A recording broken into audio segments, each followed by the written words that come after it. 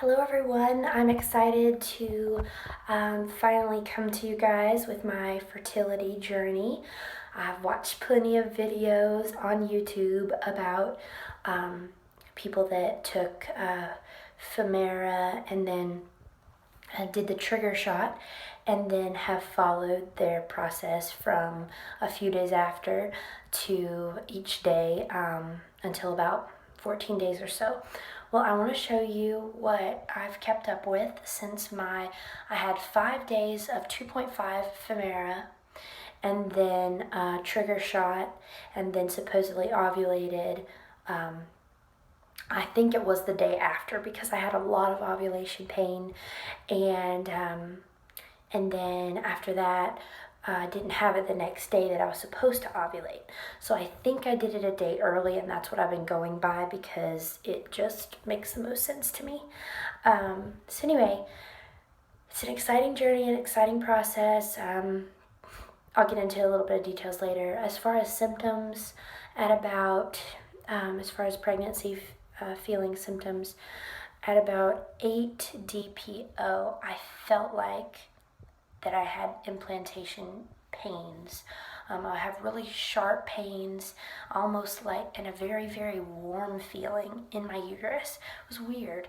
It was very different from like a premenstrual type feeling. It was definitely warm and kind of felt like a little bit of tightness even.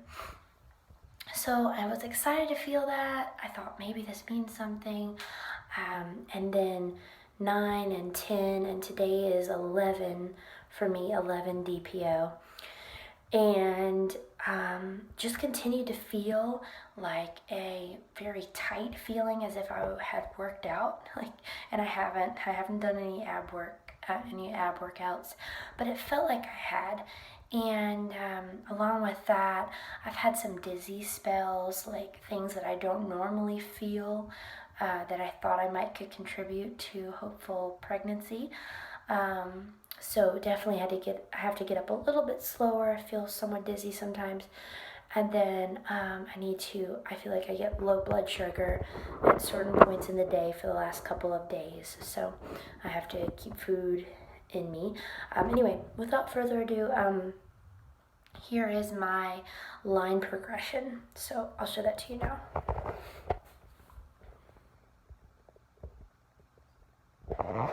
Okay, so I'm hoping you can see this because I unfortunately cannot turn my camera around. Okay, so as it says, trigger shot and pregnancy. Anyway, so from here, I started on the night of 3dpo, which just means it was after midnight. And you can see the lines were a lot darker. And then as it goes on, so this is 3, this is 4. So then the 3 days is 4 days post-trigger. So for each number that the day is, it's 1 more day past trigger for what I think was my ovulation. So I'll try to get in nice and close here. So there's the lines. This was the night, and I'd had a lot to drink, so it was a lot lighter that night. But then the next morning, you can see it was pretty dark. And then this was 5 DPO in the morning. It was getting lighter. And then at night, randomly on 6 DPO, it was a really dark one. I don't know why. I think I did not hydrate well that day, so I think that had a lot to do with it. Then on 6 DPO in the morning, it's definitely getting a lot lighter. And I did this here to follow my trigger shot, to see when my trigger shot gets out of my system, so that I can look for the actual line of pregnancy, my actual HCG hormone, instead of the HCG shot that I took. So on the night of 8 DPO, actually here, I had a bit of a darker line on 8 DPO. So I got a little excited because it had been really light and then it got darker. However, on the morning of 9 DPO, it's a lot lighter, and the night it's lighter as well. And then as we get down here to the morning of 10 DPO, it's basically completely gone. So I got excited about that it's out of my system. And then at the very bottom here, I started using a different test because I ran out of these tests here. These were just your generic, inexpensive HCG stick tests. And then here, it's actually new. I'll show it to you. It's this box right here.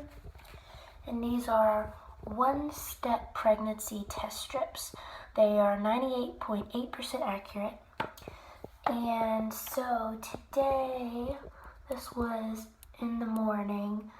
Actually, I'm sorry, no, this was actually in the evening. So it's very, very light, but I still think I can see it a little bit.